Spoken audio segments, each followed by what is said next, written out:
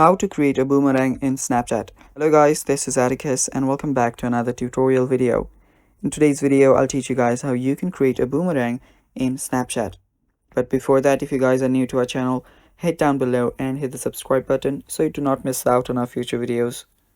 Now let's get started. First thing you'll need to do is open up your Snapchat. After you open up your Snapchat, you will first need to click a video. So do that. So let's click a video, a really short one.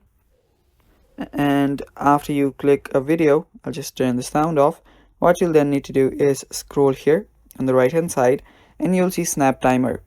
Open it up and right here you should see different options. Now what you can do right here to create a boomerang is choose the option that says bounce. So let's do that.